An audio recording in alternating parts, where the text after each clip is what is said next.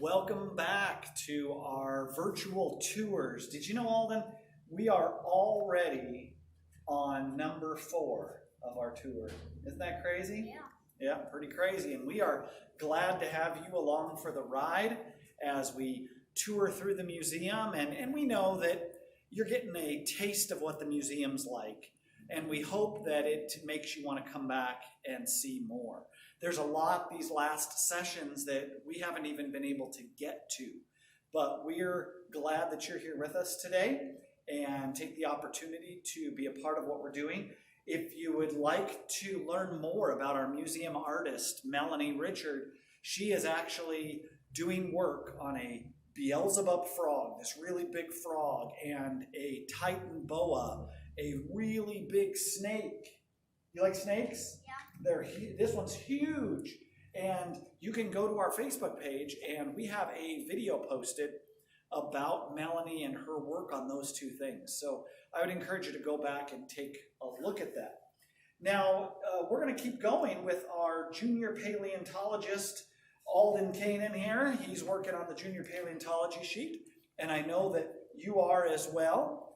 And he has his sheet right here that you can download, and you can help Alden as he goes through and we figure this out together. Now, those are on our webpage. That's creationtruth.org. And I think you can also get those off of our Facebook page as well. So look in those two places and you can print those off and you can utilize that as we go through the museum and learn more as we're going. So let's see, let's kind of begin here with where we're at. And I know one of the things we're supposed to be doing is counting snakes. Now, I think we found one so far, just one? Okay, can you see any more right around? Look around, let's see. Right there. Oh. I see one. Really? Oh, look at that. We also count snake skins. So this is a snake skin that somebody has donated to the museum. You can see it back in there. Let me kind of put the laser pointer on it a little bit. You can see it right in there. And it's a pretty big one. So there's another one. So we've got 2 snakes so far, and there's a lot more to go. And we'll just keep looking, and if we miss some, I guess we missed some. You'll have to come back and find more. Well, let's kind of start looking at our lab a little bit, should we? Like by looking at this glass case right over here. And this particular case is pieces of turtles that we found. Do you like turtles, Alden? Yeah. Yeah, there's a lot of really neat turtles that we find in the fossil record. We always like to joke and say God must have loved turtles because he made a lot of them, and we find a lot of them. So one of my favorite things in this entire case is the turtle skull that was found. If you look at it, I think you've got it right there. Right there, you can see the turtle skull. It took us a while to figure out that that was a skull because we found it in pieces. And I remember Tommy, our field paleontologist, had it on end and didn't look like anything. But all of a sudden, he put it this way, the way it's situated right here, and realized that's a skull of a turtle. And you know what's really neat is God even put beauty into these creatures with some of the patterns on the shells. And it might be hard to see on the video, but a lot of these shells have different patterns on them. And if you look over here, there's a bunch of different pattern variety in all of these different kinds of turtles. We find a lot of soft-shell turtles, a lot of snapping turtles, and different things like that. And we just love our little fossil collection of turtles. Martha, that's Tommy's wife, and she's also one of our field paleontologists, spends a lot of time learning about turtles, and she's done a really good job of that. Do you have a favorite part of turtles that you like? What's a fun thing that you've ever found out when you were digging? Did you find some turtle before? Yeah, a lot. A lot? Yeah, I think you found like shells and stuff, like parts of the shells of turtles. Yeah, it's pretty neat. So let's see, what else do we need to do here? I think on your sheet, it says something about name one thing you see in the lab window. Where's the lab window? Why don't you show us where the lab window is, Alden? Oh, look at that. Yeah, let's come right over here and we'll have the camera come over and kind of take a look at our lab window. One of the cool things about working here at the Dinosaur and Fossil Museum here in Glendive is the fact that we don't just have a museum, we have a lab that we do a lot of fossil prep in. We bring bones in and we work on them, and we'll talk more about that whole process when we get up to the dig room. But we just wanted to show you a little bit of what's in our lab. And why don't you step up there, Alden, and see if you can tell what some of the things are. So let's look at this, and what do you see? What is the main animal that's in our window? Triceratops? Yeah, there's a lot of a Triceratops. And it says on your sheet, name one thing you see in the lab window. Now, sometimes there'll be people working in the lab and they'll write that. We had somebody draw a really cool picture of Martha one time working in the lab, and that was their picture of on the backside of their favorite thing in the museum. But most of this Triceratops is from one that we have here at the museum. We have 50% of him. His name is Big John. He's massive. And when we get over to the Triceratops on display here in the museum, we'll talk more about Big John and how big he is in comparison. But right here, this bone right here is the neck vertebrae. They're all fused together, those the neck. It's called the syncervical. We like to throw around those big words. It's kind of fun once in a while. And then we have vertebrae right here and here and here that would go up next to that neck.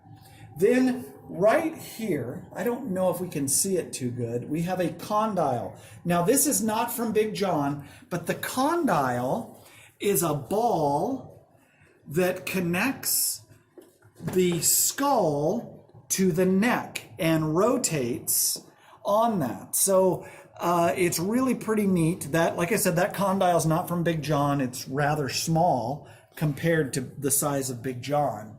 But those bones are being worked on right now, and hopefully we'll reach a time where we can put Big John on display. Won't that be cool, Alden? Yeah. Okay. All right. So let's keep moving out here, and let's make our way right over here to some neat things. So Alden, right here, what do you see right here? What is this stuff? It's fossilized dung. What is dung? Well, the fossilized stuff is called coprolite. So if you ever see anything about coprolite, you'll know that it's fossilized dinosaur dung or dinosaur poop, I guess.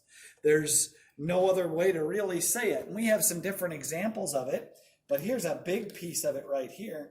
And did you know this stuff is really pretty? Have you ever thought of dung being pretty? No. But this stuff, if you cut it, you can slice it. So this piece right here, you could slice it and polish it, and they make jewelry out of it. How would you like to buy Mom a coprolite necklace? Do you think she'd like it? Maybe. Maybe. If it was pretty enough and we didn't tell her what it was, right? We might be able to sneak that in. But here's what's interesting about some of the things we're going to show you right now. These are all examples of something that's had to have been buried very quickly in order for it to be preserved in the fossil record. So have you ever, Alden, why don't you come up here, right here, and stand here beside me? I have a few questions for you. Well, first of all, that's one of them, isn't it? Coprolite is fossilized dung, so make sure you get that one down on your sheet. But let me give you a little bit of information about this that I think is really interesting. Have you ever sprayed dog poop with water? No. No, you haven't? Yeah, I have. Oh, you have? Okay. Yeah, what happens to it when you spray it with water? I don't know. No, you don't remember what it does? it kind of dissolves. It goes away to nothing. It just kind of falls apart and goes into the ground. So if you had a flood, like the global flood, or any kind of water which is necessary for fossilization, come up and start rushing over all of this dinosaur dung, it's going to just dissolve away to nothing. So what would need to happen is you would need that to get buried by sediment very quickly, and then more water rushes in, and so you would have it protected from all those things that are going to cause it to dissolve. And then the minerals in the sediment are going to start seeping in to the dung and harden it and make it coprolite. So the flood is an event that is a perfect event to give you things like coprolite. Isn't that cool?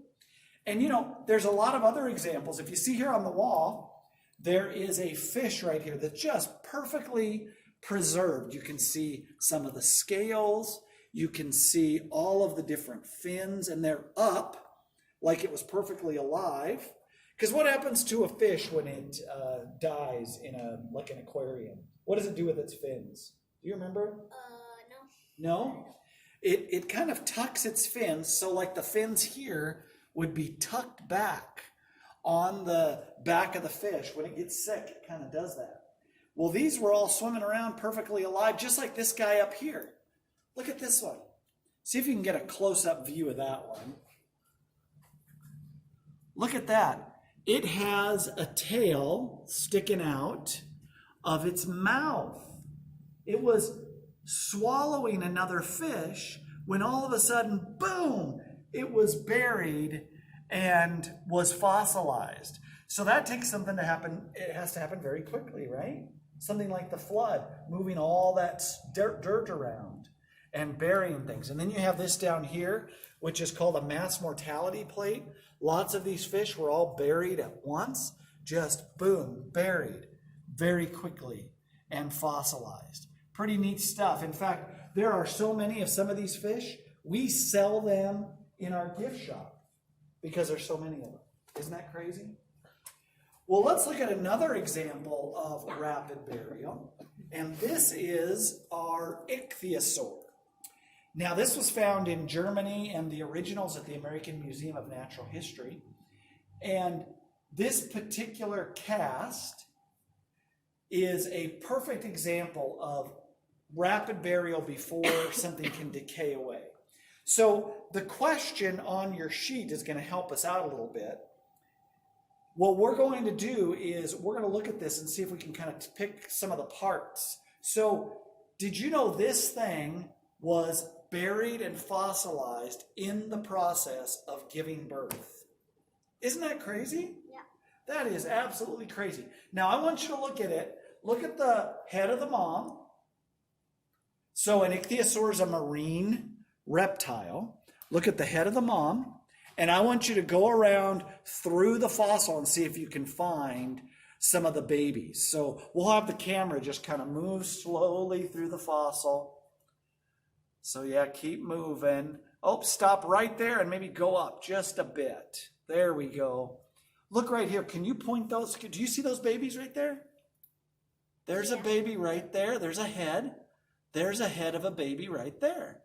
We have two babies right there. So there are two babies there. Now let's keep going this way. Here's some other parts of the babies too as you kind of move through. And then if you get down to here, there's a baby right there. See that baby? See that head? That one's coming out of the birth canal. It's being born when it was buried and fossilized. And then if you kind of come out this way, you can see another piece of one right there. And then you have another head right here. Look at that. How many babies is that? Why don't you count them? See if you can count them. How many were up here? 2, Okay. 3, 4.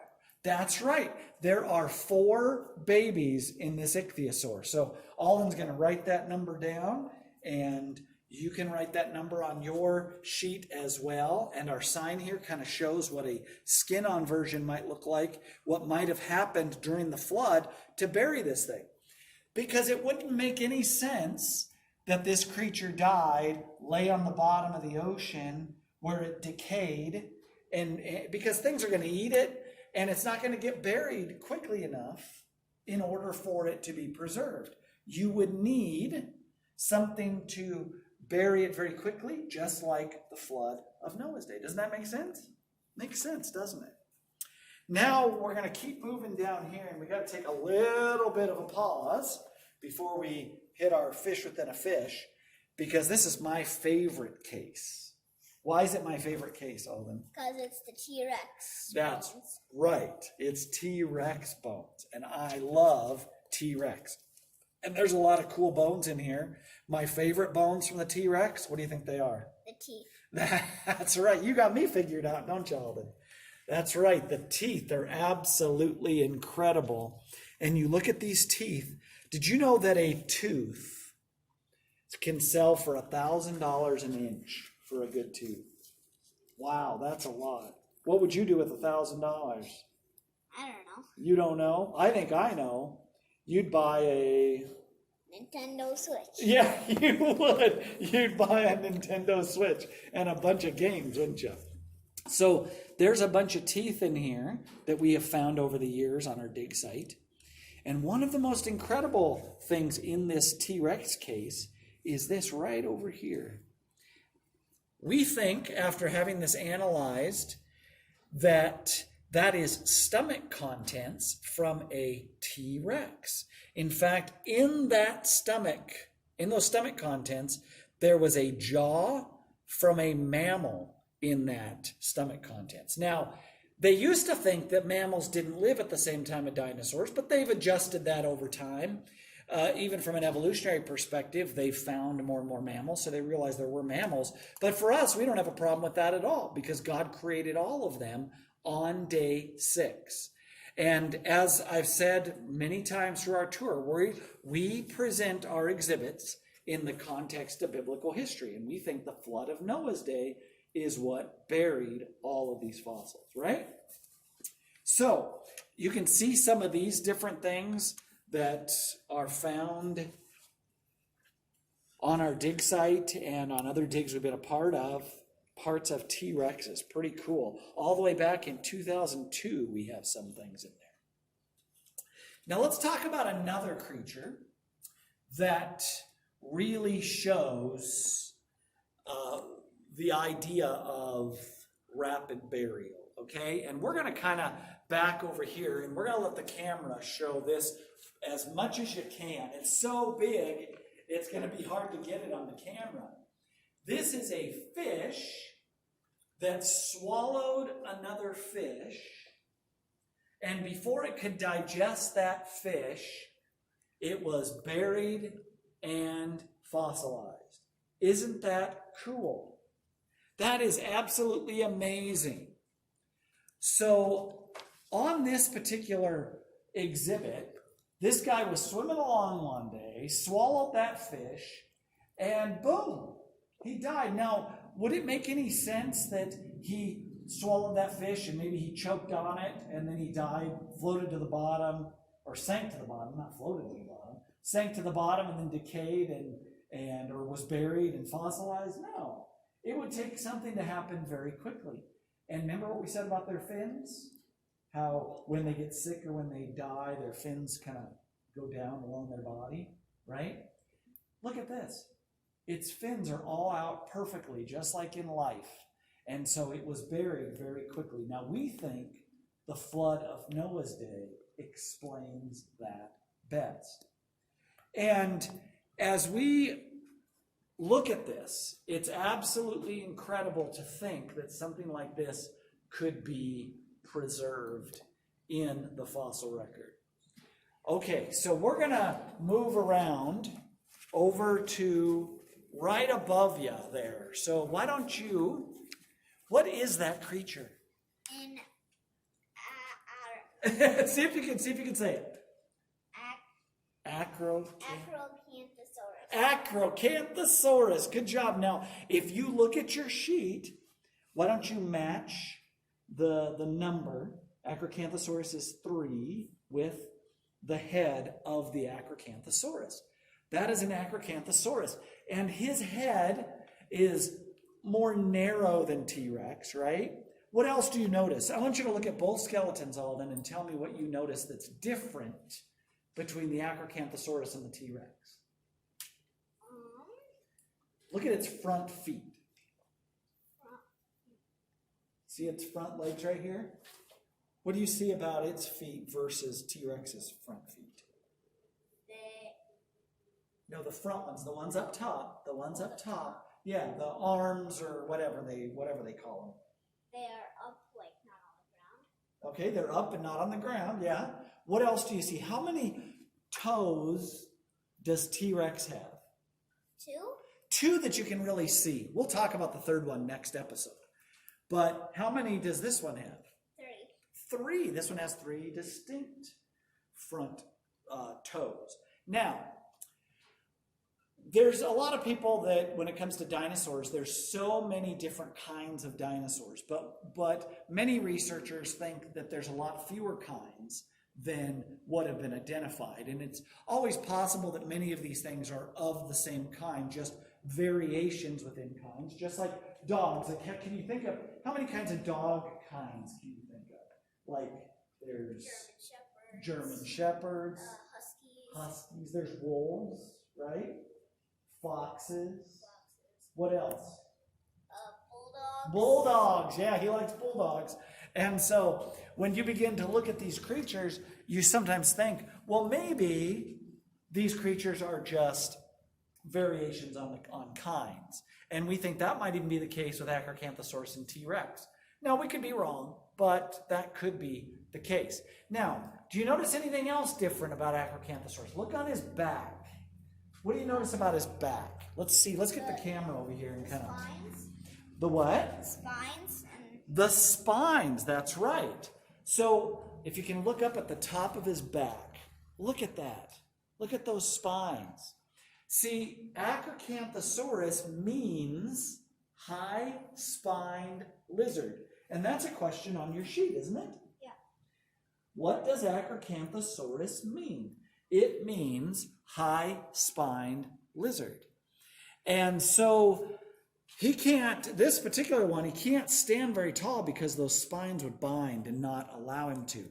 But one of the other unique things about Acrocanthosaurus is, guess what we find? Come on over here for a minute. Guess what we find, and you can kind of see one down over there. Guess what we find from Acrocanthosaurus that's really unique? Footprints. We find a lot of footprints. We don't find them personally, but down in Texas and different places like that, they find a lot of Acrocanthosaurus footprints. Now, what happens to a footprint if it's just left out in the environment? It will blow away. Yeah, like the wind will blow it away or the water will wash it away, right? So it takes something to cover that, maybe some soft sediment to cover that footprint, and then it takes rapid burial to preserve it, because we don't start digging through layers and find tons and tons of footprints. It's something that has to happen very quickly under the right conditions, just like the flood of Noah's day. So we think there's a lot of evidence for the flood of Noah's day. And we are glad you're on this journey with us. And we want to invite you back on Tuesday for another episode of our virtual tour. And guess which dinosaur we're going to start with? Big John. No. Who's that up there? Who's this? T-Rex. T-Rex. That's right. We're not going to start with Big John. Big John's a Triceratops. So we're going to start with the T-Rex next time we get together, which will be next Tuesday. And once again, we are so glad you're joining us on this journey. Please visit our webpage, creationtruth.org. Check us out on Facebook. And please come visit us when you get a chance. Come do a dig, or you can get involved with us through our internship program. For those that are 18 or older, can intern here at the museum. We'd love to have you come do that. And we also so much value your prayers as we continue this ministry. And if you can, please visit our webpage and send a donation to help us through this time when we're unable to be open.